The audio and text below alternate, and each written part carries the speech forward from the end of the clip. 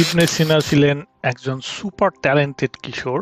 মাত্র ১০ বছর বয়সে কুরআন মুখস্থ করেছিলেন আর ১৬ বছর বয়সে চিকিৎসা বিজ্ঞানে মাস্টার লেভেলের জ্ঞান অর্জন করেছিলেন। কিন্তু অ্যারিস্টটলের মেটাফিজিক্স অর্থাৎ দর্শনের সবচেয়ে গোলমেলে বই তার মাথা ঘুরিয়ে দিয়েছিল। তিনি বলেছিলেন, আমি এই বই ৪০ বার পড়েছি, এমনকি বইটা মুখস্থ পর্যন্ত করে ফেলেছি, কিন্তু কিছুই বুঝতে পারছিলাম না এটা আসলে বলছে কি। মানে ৪০ বার পড়েও যদি কেউ বুঝতে না পারে তাহলে বইটা কতটা জটিল। একদিন ইবনে সিনা বাজারে হাঁটতে হাঁটতে একটি ছোট বই কিনলেন, আল ফারাবির লেখা থিমস অফ অ্যারিস্টটলস মেটাফিজিক্স। তিনি বলেন, আমি বইটা পড়ার পরই হঠাৎ যেন আলো জ্বলে উঠল। আমি আনন্দে আল্লাহর শুকরিয়া আদায় করলাম।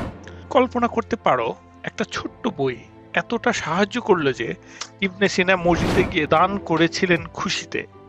ইবনে সিনা নিজেই পরে বলতেন, আমি এমনভাবে দর্শন বুঝে ফেলেছি যে কেউ যদি না বুঝে আমি তাদেরকে বুঝাতে পারি, ফারাবির মতো।